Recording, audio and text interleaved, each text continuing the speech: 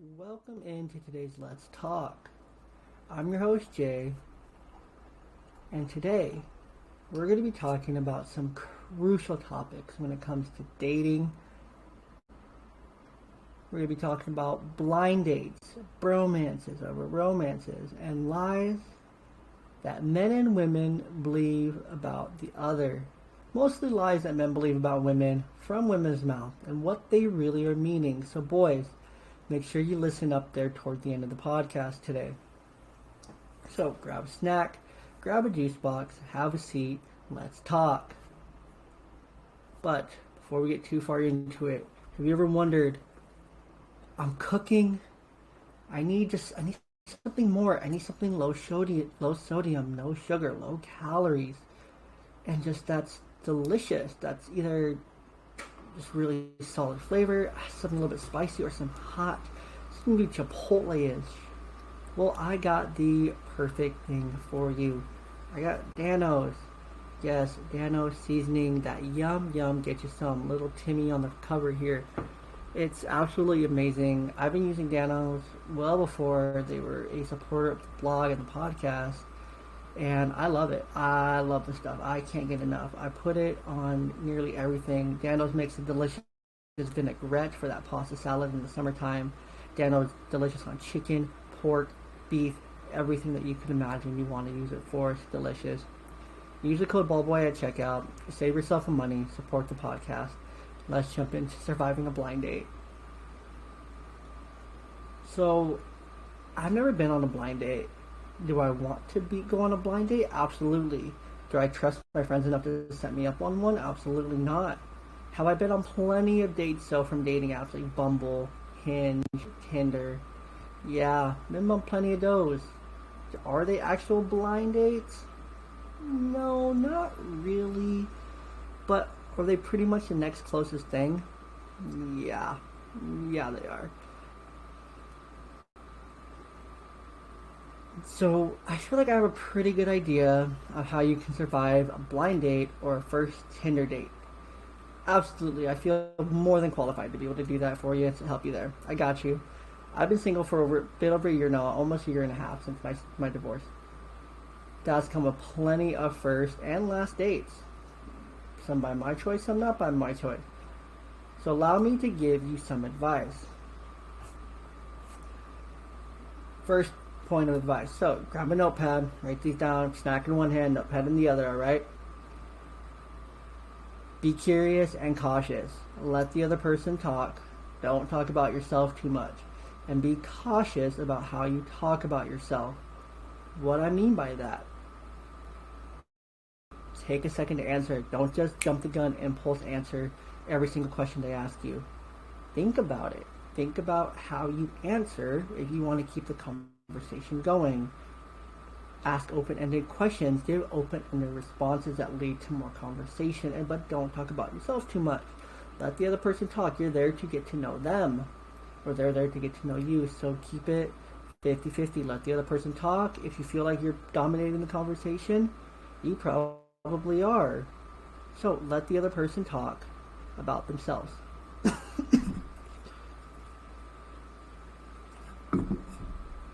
Skip dinner. Skip the movies. Skip the regular first date. Do something. Do something that you will have fun doing, that they will also have fun doing.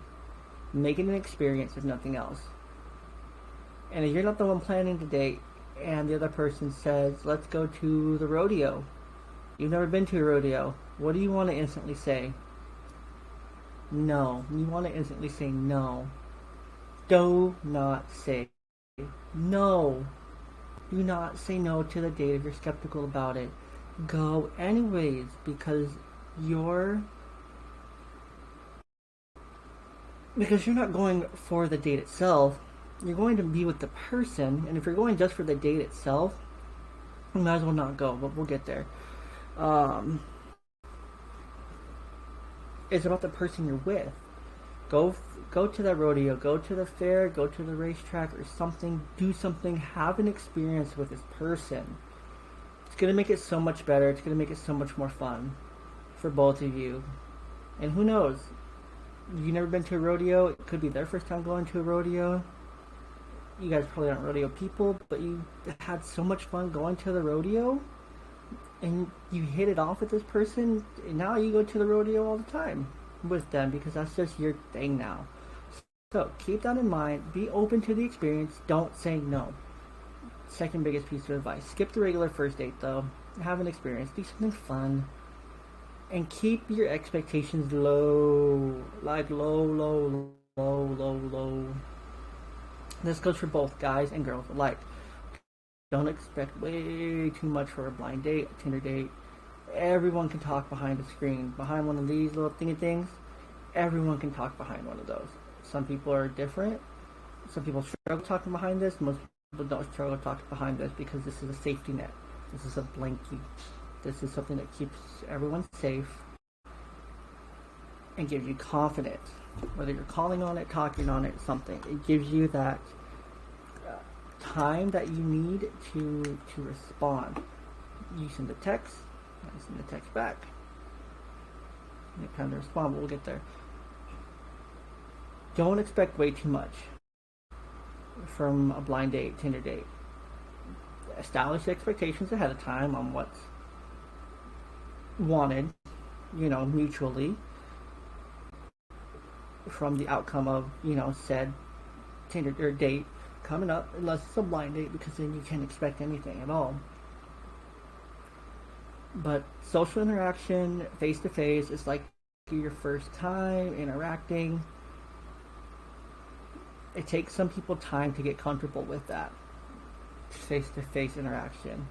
It takes me a moment personally, even when I go to work every day and I see my coworkers. It takes me a second to put on my, social hat, and I am a social person once I'm comfortable in the situation. So sometimes if I go somewhere new with someone new, or even with my friends, and it's a new place, I'm probably hiding and like really shriveling up, making myself small. I'm 6 foot, 180 pounds, so it's hard for me to make myself small, but I make myself as small as I can because I don't want to be seen. I want to hide until I get comfortable. Slowly I'll start to open up, loosen my shoulders, kind of sit back a little bit, open up my body language, laugh and relax once I'm there. But everyone's different in how they get there. That's okay. Be okay with gaps in conversation. Yes, these are okay. Like I just mentioned, you're likely interacting face to face with someone for the very first time. Sometimes you can't think or you get distracted. That's okay. It happens to me all the time, even while I'm recording, which is why I have to practice this ahead of time.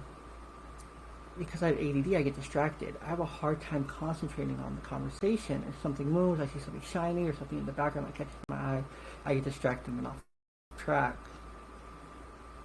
That's okay. When you're interacting face to face, it's probably your first time when you're on this date, this blind date, Tinder date, whatever. That's okay if it's not 100% natural. It doesn't flow. It's rough around the edges. It feels almost unorganic. Probably because it is, and that's okay. That's natural. Because again, it's the first face-to-face interaction. Roll with it. Let it happen. Have fun with it. Just go with it. It gets better. And if it's not that way and it's 100% natural, that's special. That's great, and that's amazing. But if it doesn't flow immediately, that's okay. Give it time. Don't be too quick to say, oh yeah, this isn't working. This conversation isn't going anywhere. Because again, social interaction takes everyone a little bit different pace to kind of acclimate to. That's the word I was looking for earlier. Acclimate. So if it's taking a little bit of time to get acclimated, that's okay. Give it that time for both of you, for yourself and for that person you're out with. This is a 2 for 1.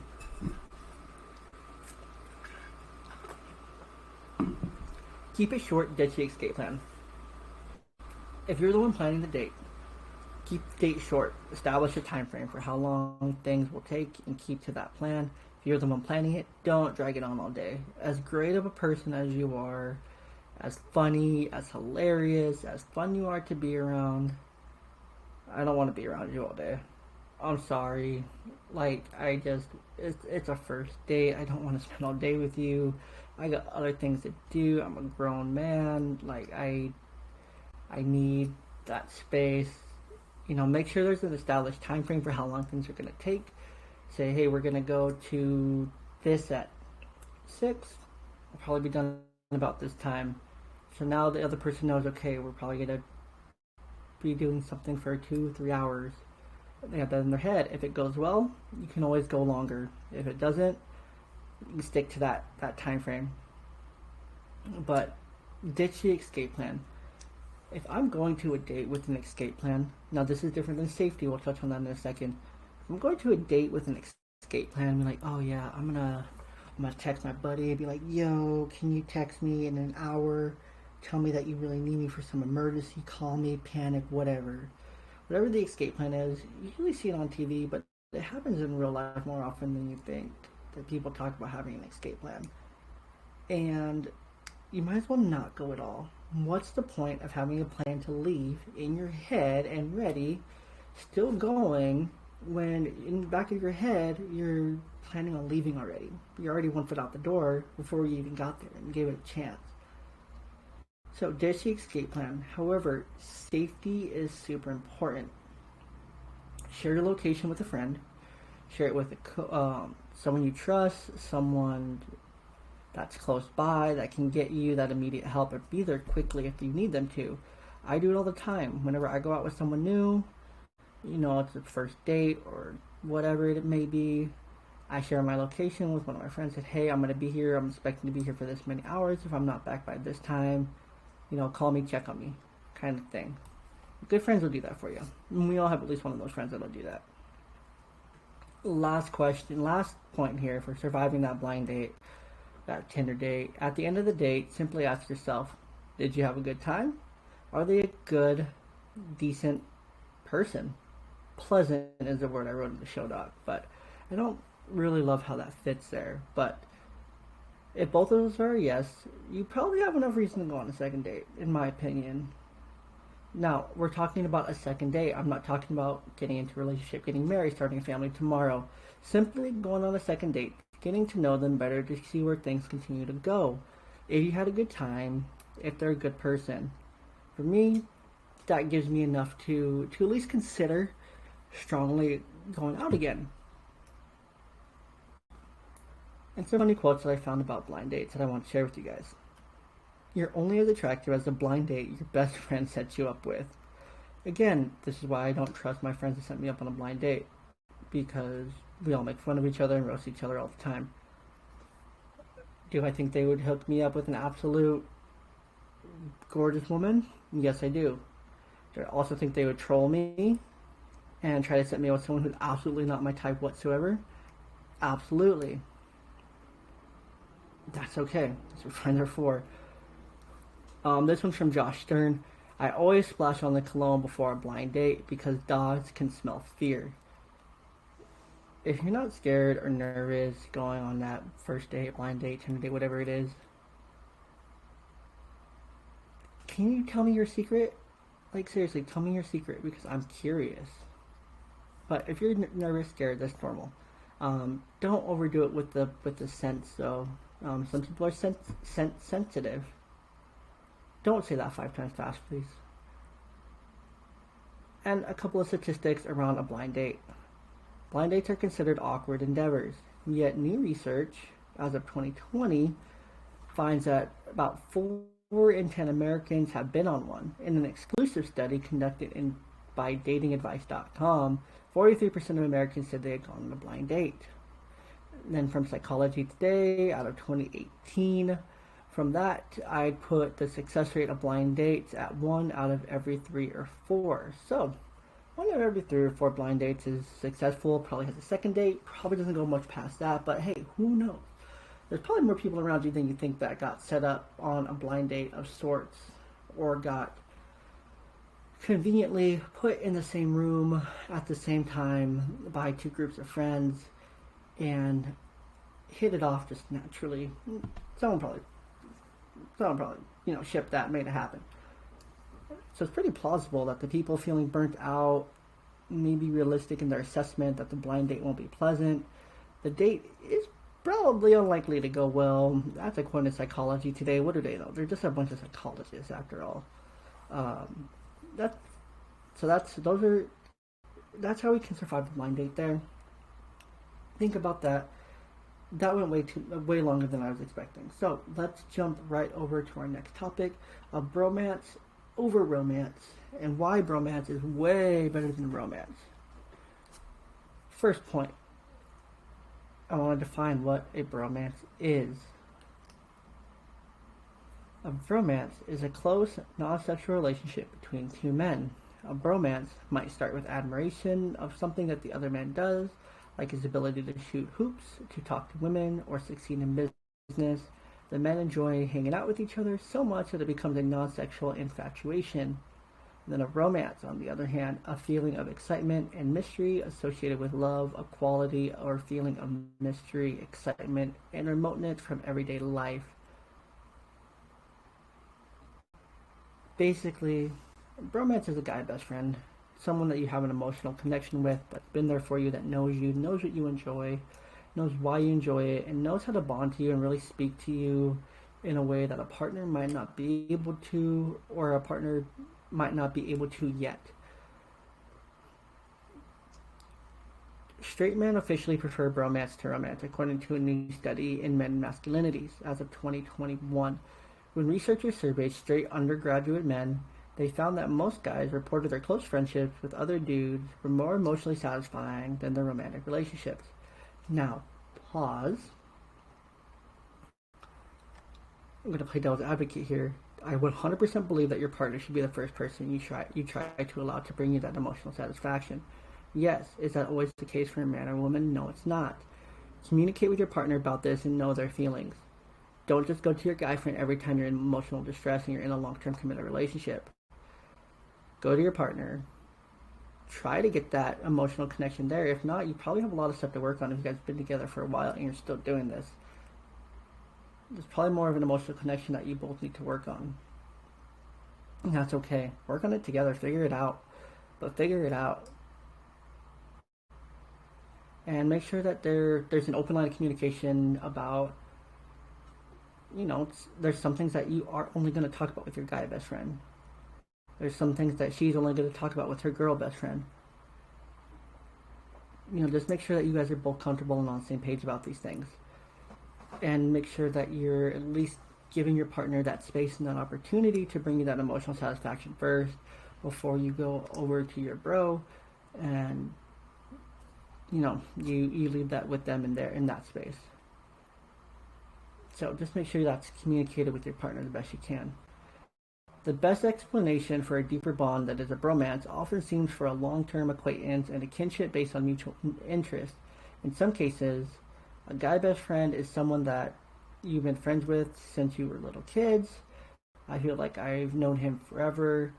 There's a level of familiarity often trumps the novelty of my recent hookup at the local bar or, my recent Tinder date. There's just something there that's familiar.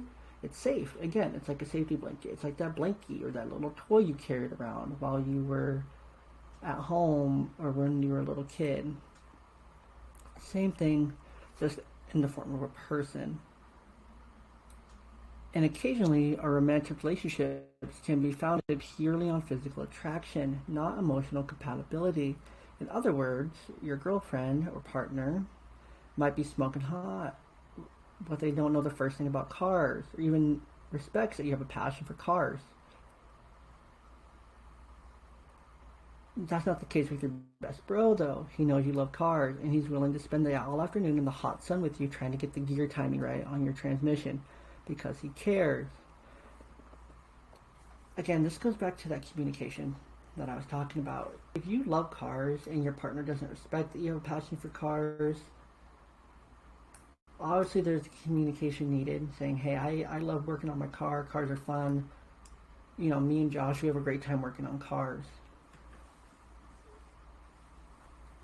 Maybe your partner doesn't know that that's something you're extremely passionate about or understand, like, oh, that is something that you're really passionate about, let me support you. One big piece of advice that I see all the time from long-term relationships that are like 10, 15, 20 years is that they try to be interested in things that their partner is interested in. They try it.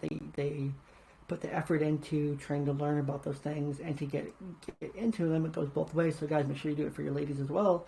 If she's coming outside to help you with your car in the hot sun, just because she cares and she wants to spend that time with you and create that bond, make sure you're doing the same thing for her. But at the end of the day, make sure that you're communicating that and being open to that, both sides of the partnership there. And just a couple quotes about bromances. Having a soulmate is not always about love. You can find your soulmate in a friendship too. And I don't know who said these because I couldn't find the author, but I love them so much.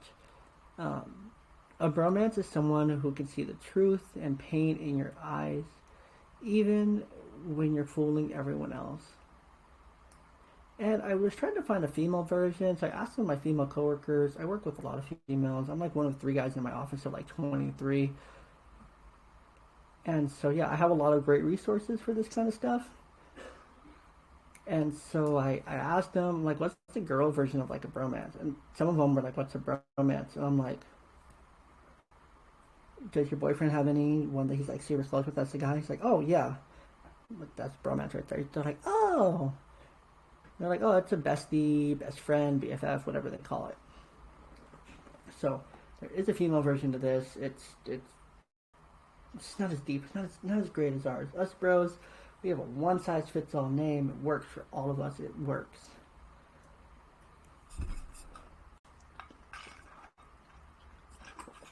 Oh man, I'm out of water, but I've had ice in this water bottle for 12 hours. Yes, right here, the coldest water from the coldest brand. Coldest water bottle is something that I've been using long before they were a supporter of the blog and the podcast. Again, much like Dano's, personally, we only work with brands that we believe in and that we trust. Because we want to make sure that these brands are something that we believe in, so that you know that you're getting a quality product when you do choose to spend your money to support the blog and the podcast in this way. It's an incredible. They're an incredible podcast partner. They have high quality water bottles. I mean, it's 6 o'clock in the morning right now recording this because I'm an absolute madman. But I put ice in this probably at 5 o'clock yesterday. Granted, I had my air conditioning on, but the outside temperature was 112 yesterday. I still have ice. That's impressive. My old Hydro Flask Yetis, they don't do that. They just don't hit the same, as the kids say. So, go to the coldest brand, coldest water, to go to their website, use the code BALLBOY10 at checkout. There'll also be a link in the show description below. You get yourself a fancy schmancy new water bottle. You can get custom dog bowls for your pet. You can get pillows, beds, and even ice packs with that discount code. And save yourself some money while also supporting the blog. So, the part that you have all been waiting for, that I've been waiting for, biggest lies that men actually believe about women, and these are from the horse's mouth. I asked the women in my office, I'm like, hey, answer this question, and they had an absolute field day. So I have so many more answers, but these are the best ones. I'm not wearing makeup. I'm not wearing any makeup. Thank you, though. Dude, you're dumb. You can't tell she's wearing makeup. What's wrong with you? She's wearing makeup. They are wearing makeup. Especially when they say they're not wearing makeup, they are wearing makeup. Because if they say they're not wearing makeup, they're lying. You'll know they're not wearing makeup is when they're like, oh, I look like a troll. I'm not wearing any makeup. That's more likely is that they're when they're actually not wearing makeup. And they're still absolutely gorgeous creatures when they're not. The phrases, I'm fine. Nothing's wrong. I don't want anything, and I'm not mad, all mean the absolute polar opposite. I'm not fine. Something's wrong. I do want something. I am mad. Why those phrases aren't just used instead of the others, I don't know. I have a man brain. I don't have a girl brain. I wish I could tell you more. But that's what they mean. He's just a friend. Okay, guys, we tell women this all the time. We tell them to, oh, she's just a friend. Was she more before she was a friend? Yes, probably. He's just a friend. They were probably more before too. Deal with it. However you want to deal with it. Okay, this is a 2-1 that I makes sense. She says she's having a girls' night with her sister or, her best friend. She probably is just having a girls' night with that one friend, that one person, or those two, three people. They're just hanging out, whatever. She says she's having a girls' night. She's likely going out with her single friend. She's going to act single to get her friend a man. Or someone that night as well. Now you know the difference. Oh, I'm only going out for a couple of drinks. It's going to be a calm night. She'll probably come back at 2 or 3 a.m. Probably come back at 2 or 3 a.m. You're hilarious. Okay, this one got me. This one got me because I am hilarious. And I make my coworkers laugh all the time. That's my most redeeming quality, is my sense of humor at work. It's the only reason I'm kept around, I'm pretty sure. No, I'm actually a really hard worker, and I do decent at my job. Decent enough, I think. I don't know. But you're hilarious. This one got me. I'm like, wait. What do you mean?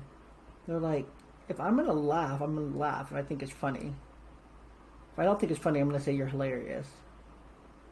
But I'm not going to be laughing. When I tell you I heard the glass shattering noise in the background, my heart dropped, my soul dropped. It hurt. But at the same time, it makes sense. So, boys, if she's not laughing after one of your hilarious jokes, I know you're hilarious, and I would probably laugh. She's not laughing, she just says you're hilarious. Then you look at her and you're like, am I? Am I really? You're not laughing. Call her on it. It'll be even funnier. Alright, ladies, listen up. Here's some things that your guy's telling you that are probably lies that you're still believing. And I want you guys, both men, women alike, I want you guys to do whatever you want with this information, okay? I don't, you do what you want with this information, okay? That's all I'm going to say. Sorry I missed your call. My phone died, and I had no signal.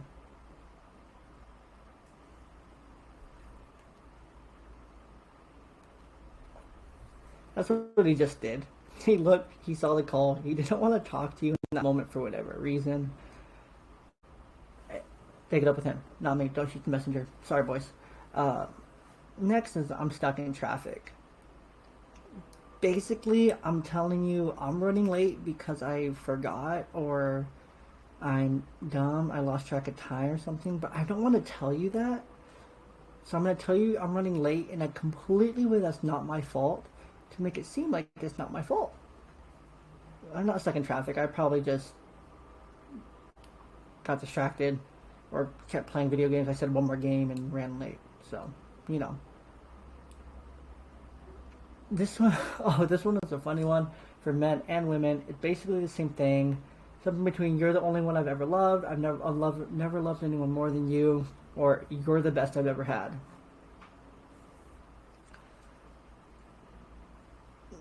Moving on. Think about that one. Boys, they're on to us. When we say, of course I like your friends. Do you? I mean, you might like their friends. If you don't, that's probably better because you don't want to like her friends and then her worry about something else. The game is almost over. Guys, just tell her what you want. You want to stay for another game or you want to hang out longer. Because she probably looked up the game, saw that it was over. You can tell you're still out with your boys, hanging out. Just tell her. That's all. That's all. Just tell her. We're going to keep the video going. I'm going to have to take a quick break on Anchor, so we're going to keep the video going. So YouTube, you're going to get to see a little bit more here. We're going to keep recording now on Anchor. So welcome back. Hope you enjoyed that quick little ad break. We ran over the 30 minutes. I was really trying to squish this into 30 minutes, but that's okay that we didn't. So where we left off on Anchor is that the game is almost over. Guys, the game's over, or just one more game. Just tell her that you want to stay for another beer to hang out with your friends longer. She's probably going to be okay with it. You just got to tell her. And again, the reason I brought up these 2 points of romances, these hidden meetings, is so that you can understand communication a little bit better with your partner, and while dating, and while starting a new relationship even. Good communication is the bridge between confusion and clarity. That's from Nat Turner. The most important thing in communication is to hear what isn't being said. That's from Peter Drucker. A relationship without communication is just 2 people. I've been in those situations where it feels like it's just 2 people, where there isn't that communication, where there isn't that bridge, and it's not fun. And I get it. It's hard to establish, but work on it. I promise it's worth it. And I really hope you enjoyed your snack and your juice box, and you had a fun talk with me today. I hope you had some laughs. I hope you had some fun. I hope you are now slightly more prepared for your next Tinder date or blind date. I hope you ask your friends to set you up on a blind date, because you are going to absolutely crush it. Ask them to set you up. Be like, yo, set me up. And they'll be like, why? Because I just listen to Young Dad podcast. I got these tips and tricks, and I'm going to crush that first date. So you're welcome. Or go on that Tinder date. It's Friday. Go on that Tinder date, because YOLO. And what else do you have to do with your Friday night? Homework? Study? Nothing? Watch Manifest on Netflix, because it's a really good show. Okay, I know I just gave you great options. You're prepared. Go crush it. I hope you understand your bromance better and your romance better, and you're able to communicate those things with your partner. And now you're able to know what's also really being said by your partner when he or she says certain things. And lastly, if you haven't subscribed yet, go ahead and do that now. If you haven't followed on Instagram or Twitter, that's okay. Go ahead and search for @YoungDadPod on Instagram and Twitter. And if you're a baseball fan, check out ballboyblog.com for great baseball content. That's all, folks. Thanks for coming in. We'll see you next time. Just to end here, Aaron and I are working on the first episode of the actual Young Dad Pod. We've had some difficulties. We've had some birthdays and family things come up, so we're getting there. We're really hoping for August, beginning of August, to be our first launch for the Young Dad Pod, and we're super excited. So stay with us, enjoy our Let's Talks, and again, have a great day, happy Friday, happy weekend, take care, until next time.